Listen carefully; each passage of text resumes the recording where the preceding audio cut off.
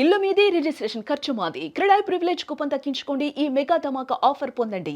CREDAI Vijayawada property show.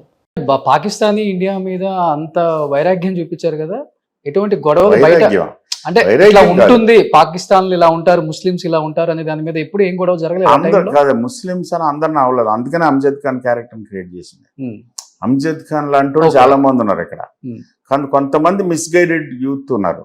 వాళ్ళ political gains కోసం, financial gains కోసం, పవర్ కోసం కొంతమంది వాళ్ళతో ఆడుకుంటున్నారు, వాళ్ళని అడ్డం పెట్టి. ఓకే. దాన్ని కరెక్ట్ చేయాలనేది. ఓ. అది తప్ప ఇది మతం పేరు మీద జరుగుతున్న కొంతమంది తాలూకు దుష్కృత్యాలు. ఓకే. సో బిఫోర్ శాస్త్రి గారి గురించి అనుకున్నప్పుడు మనం అనుకుందాం, అంటే ఆయన లేనిది, ఆయన పెన్ను లేనిది కృష్ణవంశీ గారి సినిమాలు లేను అనేది. బట్ ఆయన పోయిన తర్వాత ఆ లోటు భర్తీ చేయగలిగింది మీ సినిమాలకి అంటే ఏ రైటర్ అని చెప్తారు? ఏం తెలియదు, నేను ఇంకా పని చేయడం స్టార్ట్ చేయలేదు. ఆయన పోయిన తర్వాత చేశారు కదా, రంగమార్తాండ రంగమార్తాండ చేశారు. రంగమార్తాండకి ఆల్రెడీ రాసేసి ఉన్నారు ఆయన. ఆ, సో దానికి కంప్లీట్ అయిపోయింది. దాని తర్వాత ఇంకా కొత్త సినిమా స్టార్ట్ చేసినప్పుడు ఉమ్, ఇప్పుడు లేకపోతే టైం ఆగదు కదా. అవును. నెక్స్ట్ ఏదో ఒక దాంతో వెళ్ళాలి ముందుకి. ఓకే. ఇంకా బ్రిలియంట్ రైటర్స్ ఉన్నారు, ఉమ్, శాస్త్రి గారితో కంపేర్ చేయలేం. ఉమ్, బట్ మనకి చాలా బ్రిలియంట్ రైటర్స్ ఉన్నారు, వాళ్ళని పట్టుకుని మళ్ళీ ఏదో తంటాలు పడాలి. ఓకే. సో మీకు షింక్ అవుతారంటారా ఇప్పుడున్న ఎందుకు రైటర్స్? ఎవరు ఆల్రెడీ నేను అవుతారా? ఇప్పుడు చంద్రబోస్తో చేశాను, అనంత్ శ్రీరామ్తో చేశాను, సుద్దాల అశోక్ తేజతో చేశాను, Hmm. చిరవాల విజయ్ కుమార్తో చేశాను, శక్తితో చేశాను. Hmm. కొత్త వాళ్ళతోటి బాగా కొత్త వాళ్ళతో లక్ష్మీ భూపాల్ పాటలు రాశాడు, చాలా మంది తోటి పని చేశాను. ఉమ్. ఆ ప్రాబ్లం లేదు. సో కృష్ణవంశీ గారు, మీ ప్రతి సినిమాకి ఒక మెసేజ్, ఒక అవేర్నెస్ రెండు ఉంటుంది. Hmm. రాఖీ చూస్తే ప్రతి అమ్మాయి బాగా కనెక్ట్ అయ్యే సినిమా, అండ్ ఇప్పుడు సమాజం ఎలా ఉంటుందో గ్రహించి ముందే తీసిన ఒక సినిమా అని చెప్పుకోవచ్చు ఆ టైంలో. Hmm. ఒక రకంగా చెప్పాలి అంటే దానికి కర్త కర్మ క్రియ అంటే మీరేనే చెప్తారా, లేకపోతే వెనక నుంచి ఎవరైనా నడిపించిన శక్తులు ఉన్నారా? ఫస్ట్ ఆఫ్ ఆల్ ముందే ఊహించి చేయటం కాదు, అప్పటికే ఉంది, కొన్ని వందల సంవత్సరాలుగా ఉంది. Hmm. Harassment of women, torture ఇంతకన్నా ఎక్కువ ఉంది అప్పుడు? ఎక్కువ ఉంది. ఎక్స్ప్లోర్ ఇప్పుడు ఓన్లీ మీడియా వల్ల ఎక్కువ ఫ్లేర్ అప్ అవుతుంది. ఓకే. అప్పుడు మీడియా లేదు కాబట్టి ఎక్కడ చెప్పుకోవాలో తెలియదు కాబట్టి అని చాలా మంది, ఇప్పుడు కూడా చాలా మంది ఆగిపోతున్నారు, ఉమ్, ఉమ్, చాలా మంది చెప్పుకోవట్లేదు. సో మనిషి ఉన్నంత వరకు, ఆడమ్మగా ఉన్నంత వరకు అది జరుగుతూనే ఉంటుంది. ఉమ్, అది ఇవాళ కదా, ఇంకో 50 సంవత్సరాల దాకా కూడా జరుగుతాయి. ఉమ్, తర్వాత ఆ కథ రాధాకృష్ణ అని ఒక అతను నాకు అప్పటికి 10 సంవత్సరాల ముందు చంద్రలేఖ టైంలోనే, సింధూరం టైంలోనే చెప్పాడు. ఎవరో పంపించి నువ్వు విన్ని చాలా బాగుందిరా, బట్ నేను నా సొంత కథలు చేసుకుంటాను, వేరే కథలు చేయను ముందే చెప్పాను. అయినా సరే మీరు వినండి సార్, మీరు ఒకసారి వింటే నేను వంశీ గారు చెప్పుకున్నాను అని నాకు సాటిస్ఫాక్షన్ ఉంటుందంటే విన్నాను. చాలా బాగుందిరా అంటే, కానీ పక్క రాగా ఉంది. వాడు ఓన్ ప్లేసు సూర్యరావుపేటలో చేసింది. అప్పటికే నాకు చెప్పింది 4:30 గంటలు చెప్పాడు కదా. అది అలా ఉండిపోయింది. సరే నేను చేయను. తర్వాత తారక్ తోటి సినిమా చేయాల్సి వచ్చినప్పుడు ఎలాంటి సినిమా చేయాలి అన్నప్పుడు ఆ తారక్ అంటేనే ఒక పవర్, ఒక ఫోర్స్ అది. అండ్ మల్టీ టాలెంటెడ్, బ్రహ్మాండమైన డ్యాన్సరు, బ్రహ్మాండమైన డైలాగ్స్ చెప్తాడు, మెమరీ పవర్ అద్భుతం, పెర్ఫార్మింగ్ స్కిల్స్ అద్భుతం. సో ఇట్లన్నిటికీ సరిపోయేది పడాలి.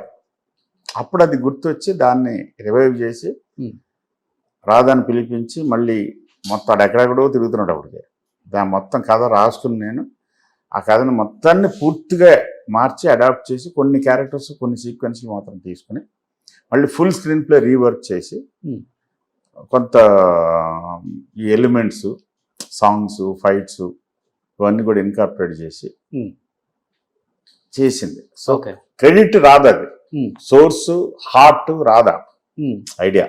దాన్ని నేను అడాప్ట్ చేసి మన తాలూకు ఎక్స్పీరియన్స్లు, మన రియాక్షన్స్ కూడా యాడ్ చేసి ఎన్టీఆర్ పవర్కి అప్పచెప్పాం. అంటే స్టోరీ నెరేట్ చేయగానే తారక్ ఫీలింగ్ ఏంటి అసలుకి? అప్పటి వరకు తనకు కూడా అదే కొత్తనే చెప్పుకోవచ్చు అలాంటి ఒక స్టోరీ. తనకు కూడా పెద్ద సాహసం అది కూడా. లైక్ మనం శ్రీకాంత్ ఖడ్గంలో అనుకున్నట్లే ఏమన్నా బాగుందనే చేసేద్దాం అని అన్నాడు అంతే. పెద్ద అదే సీన్ ఉంటుంది సుహాసిని గారిని కాలుతుంది అనే సీన్. రియల్ గా ఆ టైంలో కావాలి, ఆ ఎమోషన్స్ రావాలని తనిన సీన్ అనే చాలా మంది చెప్తుంటారు బయట. షేర్ చేసిండే దాన్ని. అవును, లేదు తన్నలే, చంపేస్తాను రాలేదు. రాసిన గారు నాకు చాలా ఇష్టం. బట్ షేర్ చేసిండే ఎక్స్ట్రాడినరీ యాక్టర్. ఆ టైమింగ్ తెలుసు, ఎక్కడ వరకు వెళ్ళాలి కాలు, ఎక్కడికి వెనక్కి లాగేయాలని. సో అలాంటి అసలు మనం చెప్పక్కర్లేదు వాళ్ళకి ఆటోమేటిక్. అండ్ సుహాసిని గారు అనదర్ ఎక్స్ట్రాడినరీ యాక్టర్స్. ఆ timing important. Okay. Body reflex అంటాం. ఎంతవరకు కాల్ వస్తుంది ఆ అమ్మకి ముందే చెప్పి ఇలా ఉంటుందమ్మా అని, ఓకే మీకు ఓకే అంటే చేద్దాం, లేకపోతే వద్దంటే లేదు చేద్దాం, ఓకే బాగుందని చెప్పాను అన్న తర్వాత ఆ టైమింగ్ వాళ్ళిద్దరూ చూసుకున్నారు. అండ్ శ్రేయస్ అంటే terrific actor, very good human being. Okay. So ఎదుటి యాక్టర్ ఎంతవరకు వెళ్ళొచ్చు అనేది ఆయనకి బాగా తెలుసు. ఓకే. సో ప్రతి డైరెక్టర్కి ఒక ఫేవరెట్ హీరోయిన్ ఉంటుంది, బట్ ఆ ఫేవరెట్ హీరోయిన్తో వర్క్ చేయడం అనేది ఇంకొక పెద్ద డ్రీమ్ అని చెప్పుకోవచ్చు. అలా మీ లైఫ్లో జరిగిందా? రమ్య.